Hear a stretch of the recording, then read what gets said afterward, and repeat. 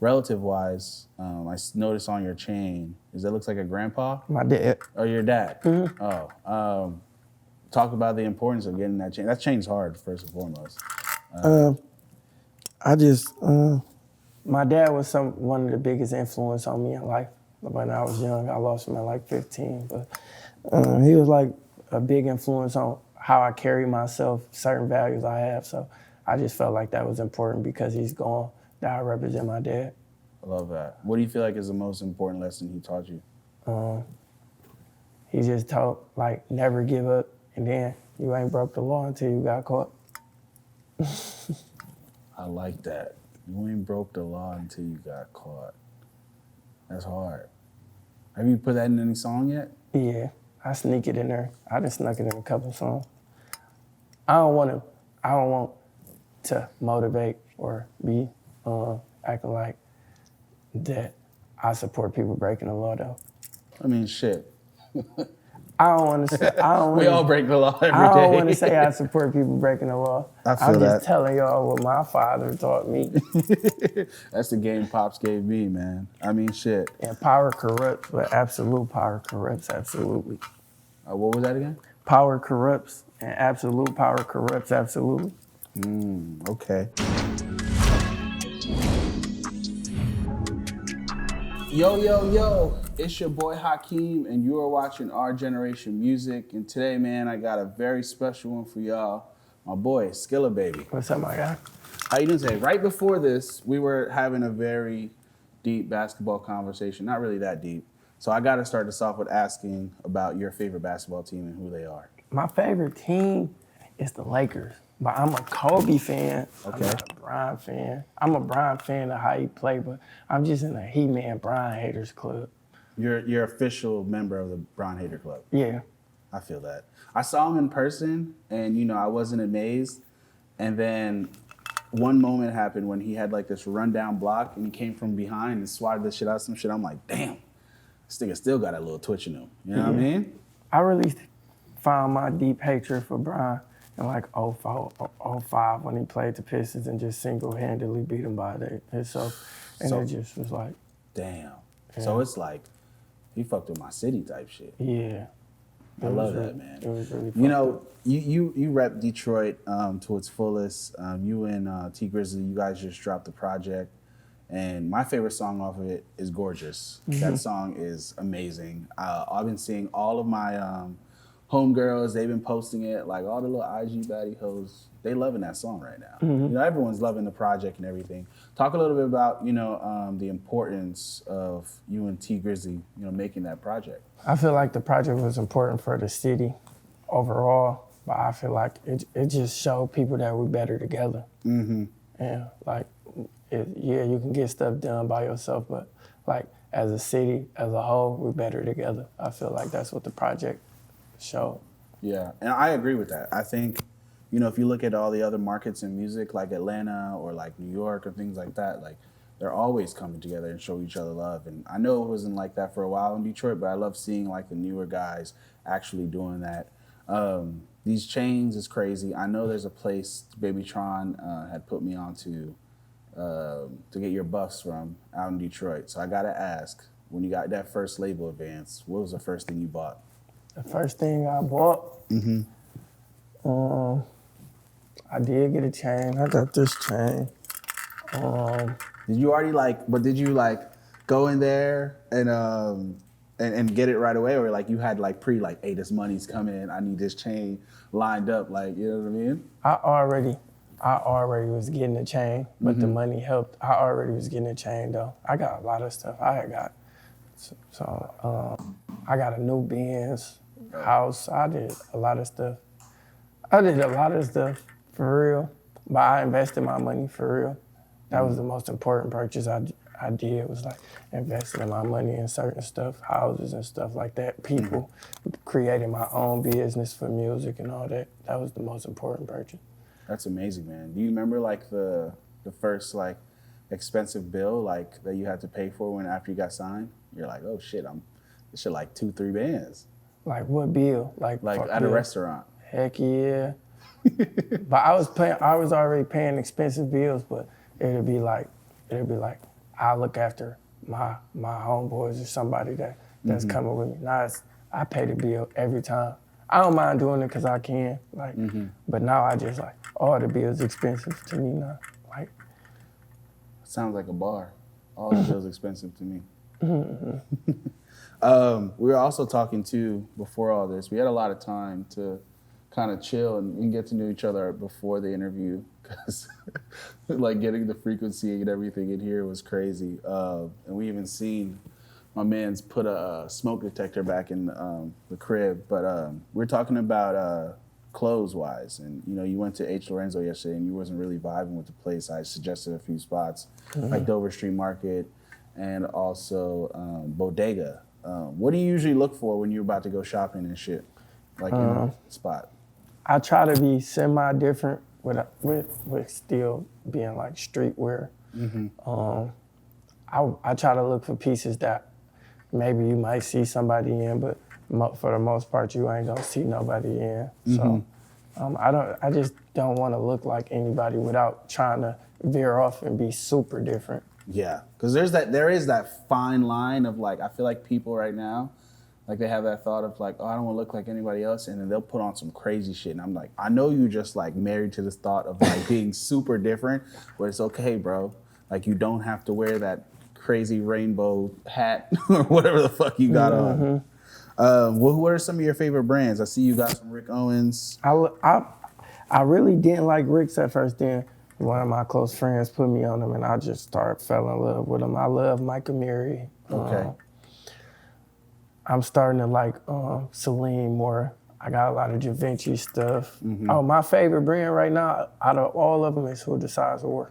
Oh yeah, shout out my boy Murder Bravo. People say we're actually twins. We actually was hanging out. I went to one of his fashion shows in New York last year, and we was hanging out in Coachella. He actually saved me because it was after Frank Ocean, everyone was leaving, and me and my homies B, both of our phones were dying. And you know, Coachella, when you go, it's gonna be fucking hectic, right? It's a fucking mess trying to leave. Our phones are dying. We're like, fuck, we gotta get to Bari, to get in Bari car. And we see Murder Bravo, and B knows him. He's like, yo, what's up? He's like, can we hop in with y'all? He's like, hell yeah. So they drove us to our shit. Like, nigga literally saved us. Because if our phones died, and then we'd have been fucked over there. You know what I mean? It would have been fucked. But I love Rick. I think, you know, like you said, you know, at first you didn't like, but I feel like you gotta find like the thing you like about Rick. You know what I mean? I feel like sometimes people also like, they'll wear Rick, but they'll just go Ricked out, and it's just like, I don't think you can really pull off a whole Rick fit, you know what I mean? Yeah. Or people, some people try to wear, now they just wear nothing but Ricks. Wear every color code, every outfit. I just feel like Ricks is something you pull off sometimes. The style is like, I be feeling like sometimes style is how you wear something. Like, you know, like the confidence you have with something. I think that's the main important part, just the confidence. You know what I mean? Just like really pulling that shit off, like, and really believing. Like, look at Kanye right now. He's walking around with fucking shoulder pads. Like, even like this, like what you got on. Like, you feel me? Somebody will walk up like, man, how I put that together? Because you don't got a solid color on and doing like that, but you put it together. You see the yellow up your hat and your hoodie. You see the blue in your blue jean jacket. Yeah. You got the camouflage shit. The green and the red. Got the green and the, you know? Yeah. So it's just be like that.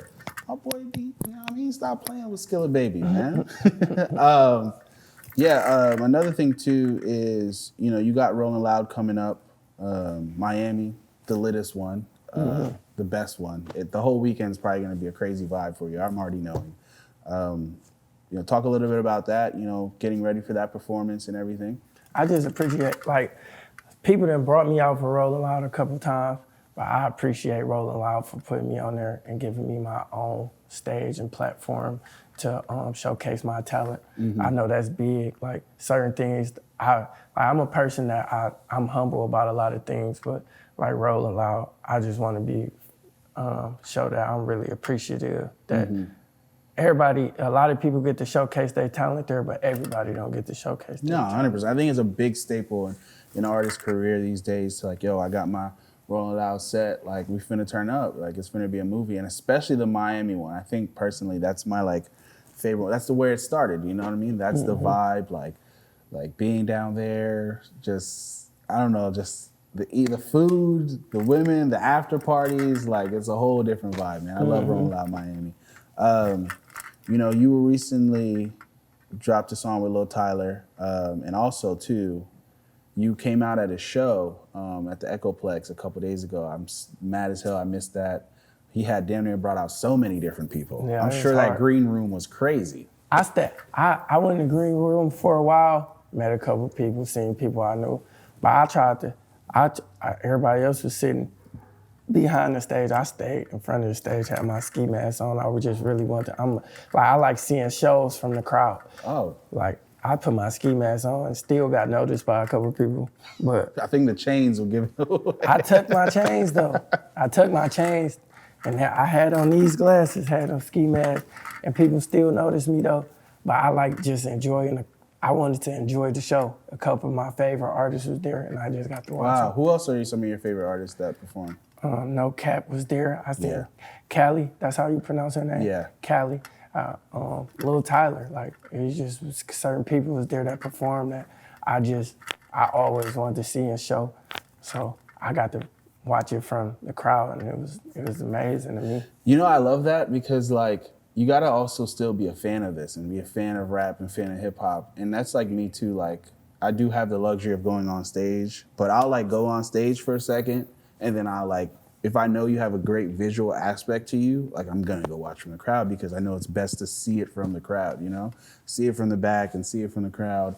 That's like definitely me at festivals. Like at this point, like I really do enjoy just being in, not in the actual crowd, but like little areas. Watching it from that point of view, though. Yeah, I'm still a fan. I feel like you can get super jaded when you start just being on stage all the time and kind of just, you know, take yourself away from being a fan of this, you know? You and Tyler, Luh Tyler, are two of the, you know, newest, hottest coming young artists. You guys have the song Millionaire. Y'all both just millionaires now. Y'all life just changed in the last couple months. What's it, you know, the importance of linking up with another young star that's doing his thing? I believe that it's important to link up with anybody that's in the same field as you if you can. Like, it just give you like I was just talking about from the show, like a different perspective. I was just in the studio with NFL players and artists, Rob 49 and all them, and it was just seeing how their culture influenced them to act, how they talk and stuff like that. It just give you a different perspective on life. And I just feel like that's the most important part, more than just the music, enjoying being able to experience different cultures. Like, through music, I get to do that. Like, I probably certain places or certain people I wouldn't see if I didn't do music. So linking up with them, it just give me, I get to see like life through their eyes and how they experience it. I 100% agree. I think that's one of the dopest things about music is, you know, having to tell your perspective on everything. And even just now being around artists, they're showcasing that, how they talk, how they, you know, certain clothes they wear, or, you know, how they're calling it, niggas is calling Air Forces white ups, and a nigga calling them bricks over here. Or like Chicago, all the, they G-Fazos. G-Fazos. Right. But it's all universally still one language. And obviously, you know, music's gonna take you all over the world. I'm sure you're excited to travel and go perform in all these other countries and states. Like, where are you looking most forward to going? I can't wait to do Miami. I want to do New York. I'm scared of these places too because there's just like hard crowds to please. Atlanta, all over, dude. But I really want to get to go overseas. I want to go overseas, Europe, stuff like that. I really want to perform in Africa. My boy said, I'm going to Africa with it. Yeah, one day I'm going to go to Africa. Hopefully, God, if it's God willing, like he give me a chance to perform in Africa. They be crazy. I be seeing like Burner Boy and all them performing. Like the sets just be crazy. You know, like in hip hop, it's already, we got this stigma to us that everybody just gangster and it's all just, so it'd be hard to, it's hard to maneuver, do shows and stuff like that. Like, it ain't hard to do shows, but it's like, we already got this stigma that it's gotta be so hardcore and all that. People don't get to really like at my shows, I be seeing people enjoying themselves. I try to play other people's music and stuff. Like I just want to bring that back to hip hop, like enjoying yourself. Like when you at a show, you ain't gotta be on the edge of your seat and seeing like, you know. Yeah, I think that's very important to just give that vibe of escapism and really be able to have people escape and not being on the edge, because you know that's what we're all practicing in. When you're buying a ticket to a show, like this artist is helping me escape and enjoy my world, you know what I mean? Enjoy life. Lil Baby been showing you mad love, posting your music on his story, posted a song, Sphere of God. Rilo, that man is insane. Yeah. Like the bars, every IG pic and the bars in there is always a movie, bro. I feel like that dude is definitely special. I think he's definitely underrated and niggas gotta fuck with bro. But Lil Baby been showing you love. You know, he's one of the biggest artists right now in the world. What's it like, you know, getting recognized by somebody like Lil Baby? It's humbling for real, because I remember I remember watching his growth, like not knowing him, but watching him from like a fan perspective. And it's just real humbling because he don't gotta support me or he don't gotta shout my stuff out. So it just be like, dang, I'm here. Yeah. It's just like, I feel like that, like I'm getting recognition by people that's some of the biggest artists in the world. So that'd be big to me. Yeah. No, 100%. You know what I love that you just said about Lil Baby, to go deeper into it? I love seeing the growth of Lil Baby, because I remember when Lil Baby first came out, and I think it's very important for street artists to even be like this. Like, you seen Lil Baby come out, he didn't have mad chains right there. You actually saw the growth. Like, you saw from the white tee, the small chain, to the bigger chain, to the bigger chain, to the bigger chain, to the bigger chain. Like, you actually saw, like, progression, you know what I mean? To him getting to that point. And that's one of the things I love about Lil Baby. And, you know, even his music, I feel like he's like the blueprint of, like, what a street artist, you know, can look to like really being a superstar. 100%. And like just how he carry himself. I like how he carry himself, how he go about things, how he problem solve, his grit. Like he just like I feel like if you was gonna model how an artist should act, it'd be him. So you got to talk to him and everything? And no, that like he close with some people that I'm close with, like some of my close relatives and cousins and stuff. So I be with him sometimes and people don't even be knowing. Like I be around him. Like, ain't like we text a couple times, but we ain't the closest of friends. But sometimes I be with my cousins be with him. So yeah, and I think eventually the time is gonna come. I can definitely see you guys making a song. Relative-wise, I noticed on your chain, it looks like a grandpa? My dad. Oh, your dad? Oh. Talk about the importance of getting that chain. That chain's hard, first and foremost. My dad was one of the biggest influence on me in life. When I was young, I lost him at like 15, but he was like a big influence on how I carry myself, certain values I have. So I just felt like that was important because he's gone. That I represent my dad. I love that. What do you feel like is the most important lesson he taught you? He just taught, like, never give up, and then you ain't broke the law until you got caught. I like that. You ain't broke the law until you got caught. That's hard. Have you put that in any song yet? Yeah, I sneak it in there. I done snuck it in a couple songs. I don't want to motivate or be acting like that I support people breaking the law, though. I mean, shit. I don't want to say. We all break the law every day. I don't want to say I support people breaking the law. I'm just telling y'all what my father taught me. That's the game Pops gave me, man. I mean, shit. And power corrupts, but absolute power corrupts absolutely. What was that again? Power corrupts, and absolute power corrupts absolutely. Okay.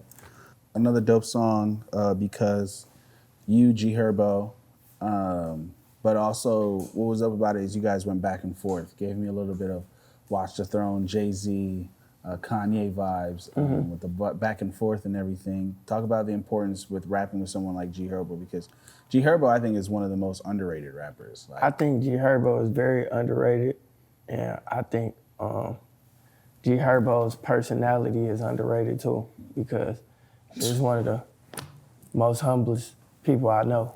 Like, and one of the funniest. and funniest. Like just little stuff he do, like he just, and he's so positive. 100%. Knowing his background and stuff he go through, he be in the vlogs, all type of stuff, little messy stuff, and he just one of the humblest and nicest people I know. Like, and he, as soon as we met each other, we clicked, like we still talking stuff, and it wasn't just like he put up to the studio, let's do this song, and he left. Like, we kicked it, like, and then we got close after that. Like, it was just, he wasn't I tell everybody, him and Chris Brown was one of the two humblest people I met, for real. Yeah, I think G Herbo is just superly, genuinely a good dude and a real person at the end of the day. I think you're gonna get, like, when you're around him, like, he's just like, yeah, I'm just chilling, bro. You know what I mean? I'm just being me, you know? I really like that about G Herbo. And Chris Brown. Chris Brown's actually a really cool dude. Sure. I got to play basketball with him at his house one time. That was fun. What was it like meeting Chris Brown? Because I'm sure you grew up like we all. This is like Michael Jackson to me. Yeah. Like, my mama era was Michael Jackson, my era was Chris Brown. So meeting him, and he was just like, he was just like me. Like, I'm related to him. He talking, playing, kicking it. He did, like, he ain't, you know how certain artists can be like, to where they like, I'm me. He really, I asked him a question like, how do you stay like grounded? And he was like, I act like I haven't accomplished anything. And we all know he accomplished so much stuff. Like, he could just retire and just have a better career than a lot of people. Yeah. But he was just like, I act like I haven't done anything. I haven't accomplished anything. And that was just so big to me. Yeah. No, I'll say the same. Like, the time I got to go play basketball with him, and every time I see him out, it's always love and good vibes. He's always like there to like drop gems and wisdom, and like, you know what I mean? Like, I feel like he has such crazy life like perspective that it's always dope and to hear him speak about certain things. And that nigga loves conspiracy theorist shit. Like that nigga is like, from his Instagram posts, that's him in real life. Like, you're gonna talk about some deep, crazy shit with Chris Brown, which I love. Like, I went to his rehearsal, he dancing and doing all this shit, the cigarette in his hand. I'm like, this guy. I feel like I was at a show. I'm over there fanned out. I let him talk to, well, he let me call my mama and my sisters, and they were just like, it was just like, I really was like, damn. When DNT was like, yeah, he'll let you do that and all that. And he let and called my mama, made my mama day, made my sister's day. Crazy, like, cause that's like, it feels like you're not hanging out with Chris Brown. You're just like hanging out with a homie. Like, we're sitting there and like, we're pulling up we're talking about football and shit. We're putting up old pictures of us when we're playing football. I'm showing him my shit, he's showing my shit. I'm showing him highlights, he's showing me shit. I'm like, what the fuck going on, right? Like, this is crazy. Like I've met a lot of people in this shit, and I'm telling you, like, no one else has made me feel like, yo, we're just like two people just kicking it. Like, we just got done playing basketball. Like, we're really just chilling. Like, you know what I mean? As someone that's accomplished so much. But I'm glad that that's something that you've learned from him for sure. You know, another thing dope that you know, even though you're where you're at right now that you've done is you're still doing your car freestyles. You know, what's the importance of still keeping that going? I just feel like that. Like, I try to tell Michael, like, I don't want to water it down and put a big camera around me and playing this out. I like doing that because that's organically me. That's what I grew up doing. So it's like, I just still got to enjoy life and do me with all the stuff that I have going on. It's still important to enjoy real life. Yeah. Like, and that's my real life. Like, I like doing that. Just inspiration, you know, finds myself in the car, I'm gonna just put my phone there and record. You know, I love that, man. I feel like, you know, when you get big, people definitely stray away from certain things that made them who they are. And it's dope to see you're still, you know, carrying on that, and I know your fans really love that. Another thing that I like that you did was you put out a project and you didn't put out 20 songs. Oh, no, I don't feel like I should oversaturate people. Like, I'm not for that. I hate that, personally. Because you might, when you put out all those songs, I feel like it's hard for somebody to find something that they really, I might like 10 songs, but I might not feel like listening to you at 10 times in a row. Bro, it's overstimulating. It's like fuck. It's like a plate with a whole bunch of food on it, and then the food might be great, but it just, what's that word? Overbearing or something. Yeah, like, overstimulating. Yeah, like, I forgot that word, but I'll think about it. It's just, it intimidates you for real. It's like, fuck. It's like, and I don't know. I feel like overwhelming. I feel like it's hard to like, and I know there's been projects with side A's and side B's that have accomplished that, but I think to accomplish 20 songs on a project and to really fully get a vision out and a cohesive sound and just like story, whatever it is that you're trying to accomplish, that's just hard. I feel like 10 songs, 7 songs is good, but like, you know, I know Biggie Smalls' Life After Death was about like 20 songs, but like, even then, it's just like, there's a lot going all that on. music is just overwhelming for real. And I like my music. My music is sacred to me, so I rather like when I put out music, it's a moment for like songs that I put out. I want them to have a moment. Like I can listen to my favorite artist is Anita Baker, and like word? Yeah, I love Anita Baker. All her songs really have a moment where like you going through this and you could just play that song and you just like, I relate to it so much, you know? What? Who else are some of your favorite people? Because I love Anita Baker. Luther Vandross, Lil Wayne was that's my all-time favorite rapper. I have times where I like Tupac, Michael Jackson. I don't listen to Michael Jackson all the time, but I like the Michael Jackson, like the thought of Michael Jackson, like everything that the whole person, yeah. The wwhole story, really. Yeah. So it's like, I like Michael Jackson. I listen to LMA a lot. Word? Yeah. Yeah, the emotional feel on that Boot Up song is crazy. You know, everything they captured in that song is absolutely insane. I got to see her at Nova when she was just here, and that she was amazing in person. Definitely, I can only imagine. Well, we usually do this to close it out and everything. What is your message for our generation? Our generation, I just want our generation to keep going. If you knock at the same door, then eventually it will open. That's like our message for our generation. My boy, I appreciate you so much. My guy, Thank you. Appreciate you.